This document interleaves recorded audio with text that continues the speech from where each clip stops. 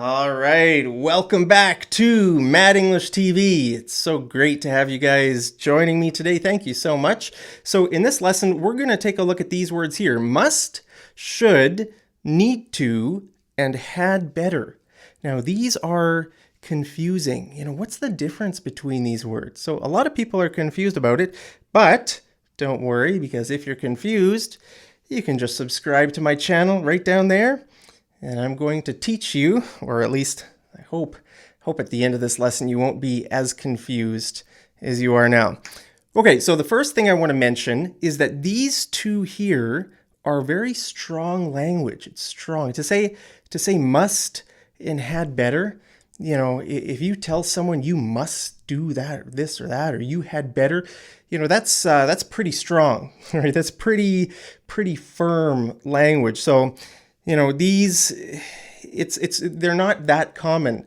They're not very common in spoken English. Okay, so let's take a look at this one first. Must. Okay, must means you have no choice in the matter. You must do this, right? You must. It's very strong and it's very direct. Usually when we're speaking normal English, we don't use such strong language. Okay, take a look at this example. Okay, seatbelts must be worn during takeoff and landing. You might see this. You might see it written on the what's it called? The safety brochure. The safety brochure in the seat pocket in front of you.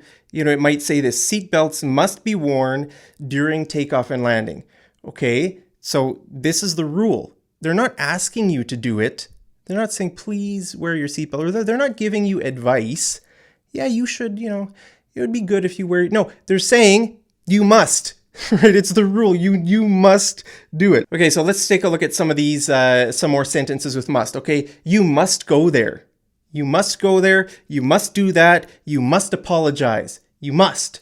Okay, so it's like, again, it's very forceful language, and we usually don't speak like this. Now, another thing is that when we use this word, it's mostly used in writing, not speaking. Okay, I mean, you can use it in speaking, but like I said, it's very strong, and it's more common in old-fashioned English.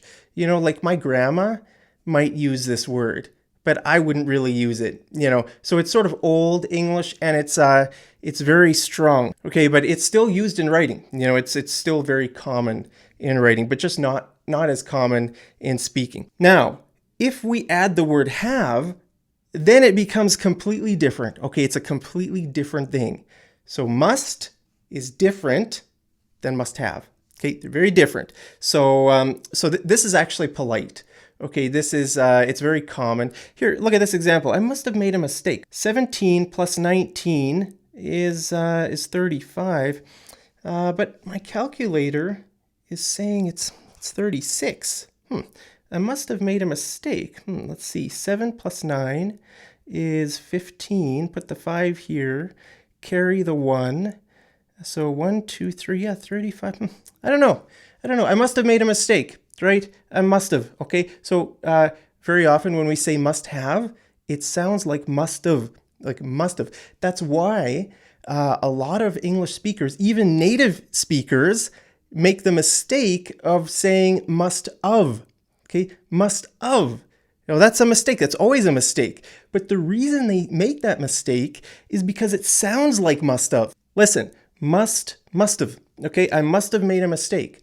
I must have, right? It sounds like must of, but it's not must of, it's must have, and it just sort of sounds like that, right? I must have. So don't make that mistake, but like I said, even some native English speakers make that mistake. Okay, so here's another example of must have. Let's say you invite your friend over to your house for a visit.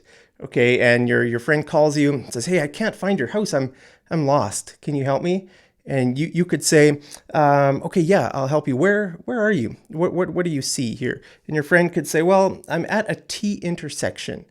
Okay, I'm at a T intersection. And this kind of intersection here is a T, right? Because it's sort of just, it comes to an end, right? The road comes to an end and you can go this way or that way. That's called a T intersection. Then you could say, you must have missed the turn, right? If you're at the T intersection, you must have missed the turn, right? Because the turn is here, right? Your friend drove past the turn. Now he's here. Oh, you must have missed the turn. Okay, so this is polite. It's normal English. It's very common. Okay, actually, it's more polite to have this word here than if you take it away. If you take it away and you say you missed the turn, then it sounds like it sounds more accusing. You made a mistake. You missed the turn, right? It's more polite if you say this, right? You must have. It sort of gives the feeling that that it's just common, right? Oh, it's just a small mistake. You must have missed the turn. Okay, let's talk about had better next. Okay, had better. That we use that when we're talking about something urgent. Okay, urgent, right? It's it's a pressing matter. It's a time sensitive thing. You had better do this now, right? And sometimes it's almost like a threat. You had better do this or else. Okay, or else means there's going to be a consequence. Okay, for example, I could say you had better smash the like button right down there, or else, right? Or else, I don't know. I haven't thought about a consequence. What could I have as a consequence? I don't know. I can't think of any consequences I can give you. You're probably off in some country somewhere, and I can't do anything to you. You might be watching from Mozambique. What am I going to do? Come and punish you? Okay, so there's not going to be any consequence if you don't smash the like button.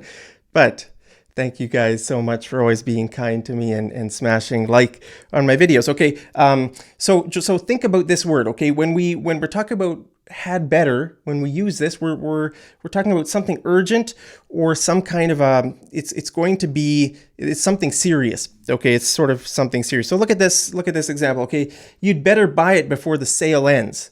Okay, you'd better buy it. Let's say you want to buy a new computer or something, and there's a sale. I could tell you, well, you'd better buy it before the sale ends. If you don't, then you're going to lose the savings of $300 or something like that, right? So you'd better buy it, right? It's kind of urgent. Now look at this, had better. Very often you see it like this, you had better. Okay, so this D means had. Okay, you'd better buy it before the sale ends. Now look at this sentence. You better buy it before the sale ends. Okay, you better buy it. Now what's the difference between had better and just better? Well, this is correct.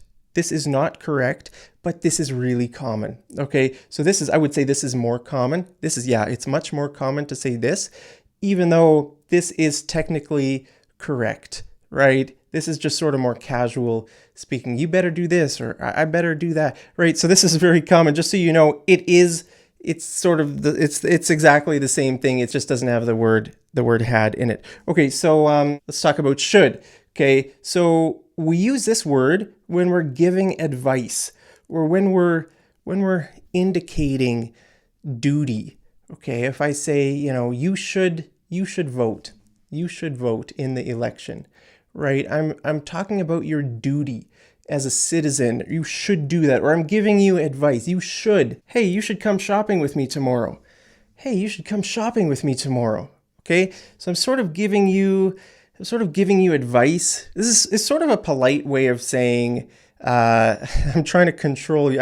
I'm trying to invite you, right? It's sort of a polite way of inviting you to come shopping. Hey, you should come shopping with me tomorrow. That would be fun. So this is good. But let's take a look at a bad example. You could say, you should stop wasting money. You should stop wasting money. If you tell your friend to stop wasting money, your friend might get a bit offended. It might be kind of rude. Hey, you should. It's almost like you're trying to control that person. You're trying to tell them what they should do in their life. Nobody likes to be told, what they should or shouldn't do. People like to make those decisions by themselves. A more polite way you could say it is, you might want to think about saving your money rather than spending it. You might want to think about saving your money rather than spending it. Okay, that would be more polite. Much more polite, actually. Or you could say, you should probably start saving some of your money, eh? Hey, you should probably start saving some of your money, eh? Okay, so in Canada we say a. We might say this in this situation. Now the word probably makes this word softer. Okay, so if you say you should start saving money, it's more direct. But if you want to tone it down a bit, then you could say you should probably start. You should probably, right? Actually, you should probably is less direct. Okay, tone it down. Tone it down means you make it a bit softer. Okay, so let's talk about need to next. Now, need to means must, right? But it's more common in spoken English. Like I said, must, we don't use it really very much in spoken English, but need to is common in speaking and writing. Okay, so this is very common. Like I said, must is sort of old-fashioned. Okay, so look at this example. You need to apologize to her before it's too late. Okay, you need to. That means, yeah, I mean it's necessary. You need to do this. So it is sort of strong. It's strong language, but it's common, right? When I said if something is urgent, we can use had better. So if you look at this here, too late, before it's too late. So this sounds pretty urgent, right? You need to apologize to her. I mean, maybe, it's a girlfriend and boyfriend, and, one of the guy's friends is giving him advice. Hey, you need to apologize to her before it's too late. Well, he could also say, hey, you had better apologize to her before it's too late. Then it's almost like a threat. Your friend is telling you, hey, you had better do this before it's too late. So, you could use this. You could use this. Now, that's one thing I forgot to mention. It's flexible. Very often, most of the time, in fact, it's flexible. You can choose which word you want to use. I'm just trying to help you understand just the nuances. You know what nuance means? Nuance means something small, just small differences, right? Sometimes in English words, they're almost the same, right? But there's just a little difference between them. Well, that's what I'm trying to do. I'm trying to help you understand sort of what the difference is between these words. Okay, now look at this sentence. Sir, you need to buckle your seatbelt. Sir, you should buckle your seatbelt. Okay, sir, you should buckle. So what's the difference here? Okay, so in this one, the flight attendant, let's say you're taking a flight somewhere, the flight attendant would say this, not this, because the flight attendant is not giving you advice. They're talking about the rule. Okay, the rule is, if there's turbulence or if you're taking off or landing or something, you need to wear your seatbelt. Okay, so it's not optional. They're telling you need to do it. Okay, whereas with this one, it sounds more like advice. For example, your friend might say, hey, you should buckle your seatbelt.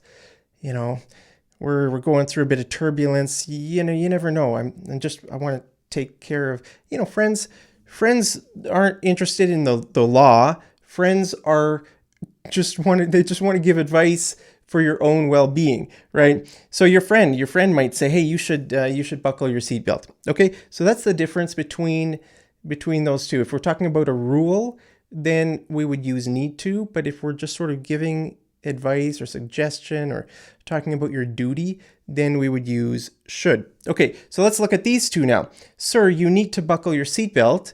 Sir, you have to buckle your seatbelt.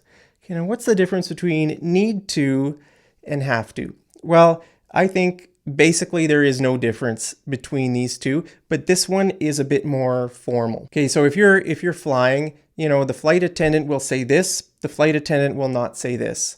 You have to. Now this is more formal. Okay, your friend might say this. Hey, the flight attendant is. I can see the flight attendant coming. You have to buckle your seatbelt. In normal English, I would say these two are basically interchangeable. You can use one or the other. For example, if I said, after work, I need to swing by the store and pick up some milk.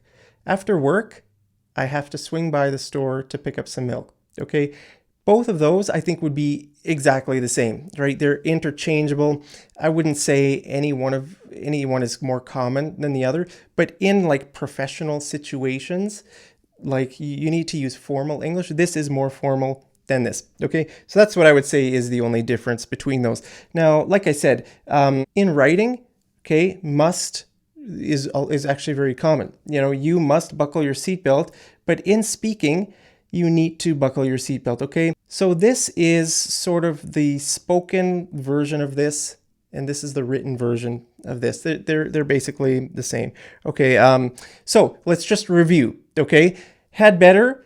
We use that in urgent situations. Must is mostly in writing. Should, we're talking about suggestions. We're talking about giving advice. Your duty, you should vote. Need to is like must.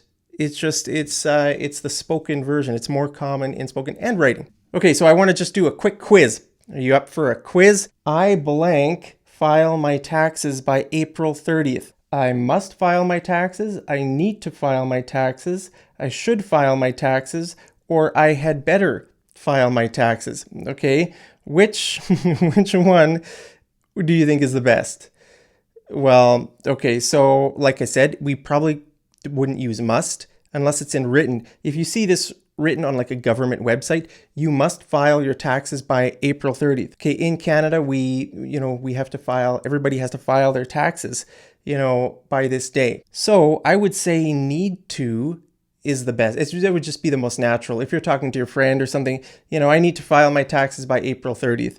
Okay, now, this isn't a good fit because it's not advice. You're not giving yourself advice. I should file my taxes. You're talking about this is not really optional. Okay, if it was optional, then you could say you should, but because we're talking about like a rule, sort of a fixed day, then it's better to use need to. Now we could use had better if if it was urgent and if there's some sort of a threat.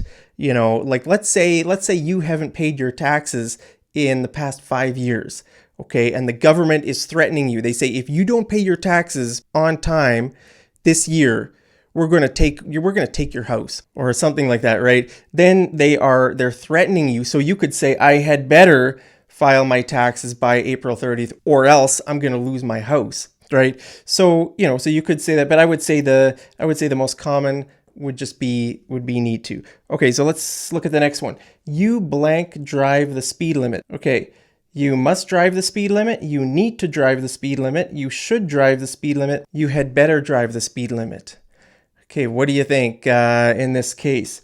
Well, again, if it's in a written form, if it's on the government website or something, then this would probably be the most common. You must drive the speed limit. But in spoken English, it's probably, let's say you're taking a driving exam and the driving instructor says, hey, you need to drive the speed limit. Let's say you're going a bit too fast. The driving instructor could say, hey, you need to drive the speed limit, right? That's the law. There's no option. Now, if you use the word should, that would be more common among friends.